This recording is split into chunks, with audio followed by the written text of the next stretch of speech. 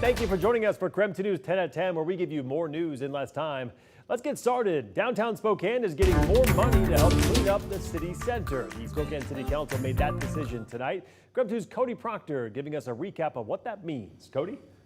Well, the Spokane City Council took their regular meeting on the road Monday night, but even miles from City Hall, the issues of downtown remained a big topic of the night. Welcome, everyone. Out of the council chambers and into the West Central Community Center gym. While the location for the Spokane City Council changed. And then finally, just attending your neighborhood council meeting is really important. I think it adds legitimacy. The agenda items stayed the same.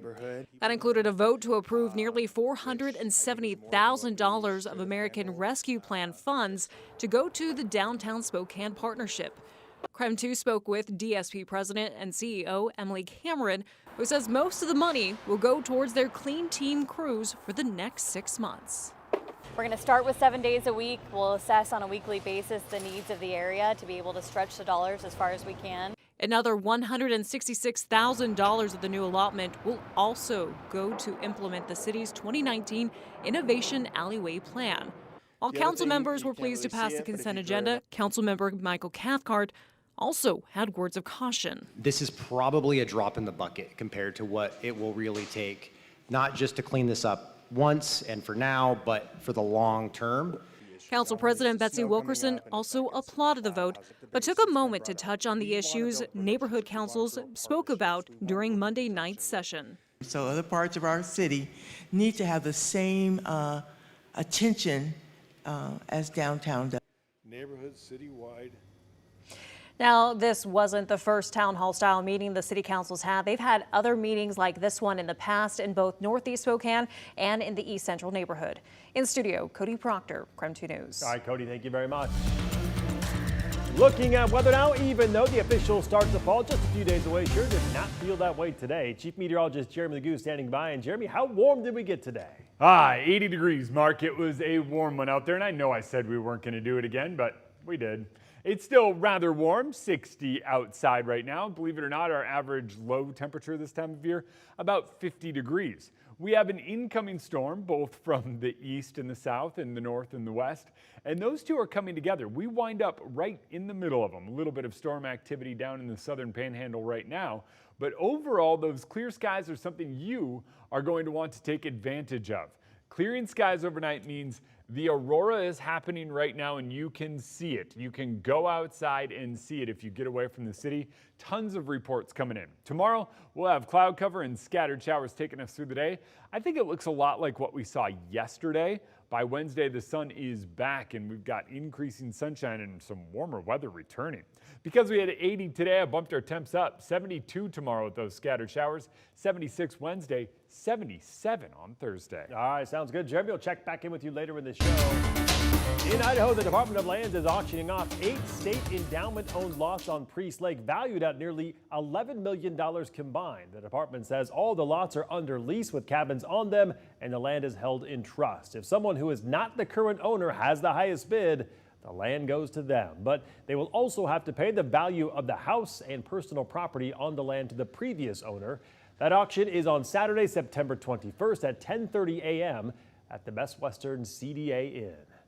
And now to our night beat with a quick look at today's top stories. Over the weekend, the Idaho Attorney General filed his opening brief in the ongoing lawsuit over the state's abortion ban. A quick recap here. Idaho's abortion ban is tied up in a lawsuit filed by the U.S. Department of Justice because they claim it violates another federal law, the Emergency Medical Treatment and Active Labor Act. Idaho's law allows an abortion when the life of the mother is in jeopardy, but not her health.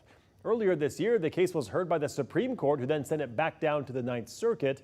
They reverted back to the lower court ruling and allowed hospitals to perform emergency abortions. In the new arguments, the AG says that the Biden administration's interpretation of EMTALA is wrong and reaches too far, claiming it does not preempt abortion law. On December 9th, Idaho will be back in court to defend its near total abortion ban. Well, tonight we now know the identity of one of the victims who was injured in the gas station explosion in Cardiff, Idaho last week. According to a GoFundMe set up by friends, Donnie Billiter is a fuel tanker driver from Orofino who was offloading gas at the station when that explosion happened. Billiter and another victim were taken to a hospital, a burn center over in Seattle. They are both employees of the gas company that owned the station. 2 other people were found dead inside the gas station. We are still working to learn the identities of the 3 other victims. Meantime, the fire marshal says the cause of the explosion is still under investigation. It could take several weeks to find out exactly what happened.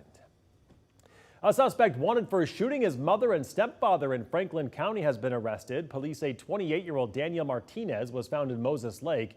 He was wanted for a shooting yesterday that left 1 person in critical condition. Authorities say he was booked on a first-degree assault charge and his bail is set at $1 million. And that was your Night Beat. To learn more about any of these stories, just head to our website. That's KREM.com. It is day 4 of the Boeing machinist strike, and the company is calling for a series of cost-cutting measures in response. This includes a hiring freeze across Boeing, pausing pay increases for executive and management promotions, ending employee travel that is not critical, and suspending outside consulting spending. Boeing is planning to reduce supplier purchase orders on the 737, 767, and the 777 programs. And the company is considering temporary furloughs for many employees, managers, and executives in the coming weeks. Boeing says it is working in good faith to try to reach a new contract. And tonight, hip-hop mogul Sean Diddy Combs arrested and taken into custody by federal authorities in New York. Officials say the move to arrest Combs was based on a sealed indictment filed in the Southern District of New York. Those charges are expected to be unsealed by tomorrow morning.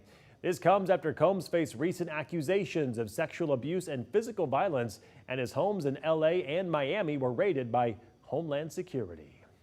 The U.S. Secret Service says former President Donald Trump has the highest level of protection they can offer after an apparent assassination attempt. That suspect now faces gun charges, accused of pointing a gun at Trump yesterday while the Republican presidential nominee was golfing. Police body camera video shows the moment Florida deputies arrested Ryan Wesley Ruth about 50 miles north of former President Donald Trump's West Palm Beach Golf Club yesterday. The 58-year-old appeared in federal court today. A Secret Service agent spotted the gun muzzle peeking through the perimeter tree line and fired at it. According to court documents, Ralph fled, leaving behind an AK-47 style rifle, a scope, a digital camera, 2 bags, and a plastic bag containing food. Phone records put him in that wooded area for nearly 12 hours. The subject, who did not have line of sight to the former president, fled the scene. He did not fire or get off any shots at our agent. But the Secret Service under new scrutiny, especially after the July attempt on Trump's life. All good here. That was the last messages from the Titan submersible before the catastrophic implosion that killed all 5 people on board. Those final messages were revealed during a Coast Guard hearing today. The lead engineer for the experimental submersible testified today that he felt pressured to get the vessel ready to dive and refused to pilot it. He told OceanGate co-founder Stockton Rush the doomed vessel was not working correctly. Rush was one of the victims who died. Titan was on an expedition to explore the wreckage of the Titanic when the contact was lost 1 hour and 47 minutes into its dive in June of 2023. The Coast Guard is holding a multi-day hearing to lay out the results of their 15-month investigation. The board is absolutely committed to identifying those safety gaps and recommending improvements so that no family will have to endure such a loss again. The families of one of the victims is currently suing OceanGate for wrongful death. They are seeking $50 million in damages. And Olympian Jordan Childs is not giving up her fight over her bronze medal. Childs' attorneys announced today they have filed a formal appeal with the Swiss Federal Tribunal. They want the tribunal to overturn a ruling by the Court of Arbitration for the sport that knocked Childs off the podium. Childs was moved to 3rd place in the floor exercise after challenging the judge's score. She was bumped down to 5th then after the Court of Arbitration ruled that challenge came too late. She has been asked by the International Olympic Committee to return the bronze medal. And on a sports note, a big congratulations to the Spokane Indians. The team capped off an incredible season by winning the Northwest League Championship in extra innings. Indians scored the winning run on a bases-loaded hit, and this is the first time the Indians have won the Northwest League since 2008. Congratulations to them. And that was your KREM 2 News 10 at 10, where you get more news in less time. But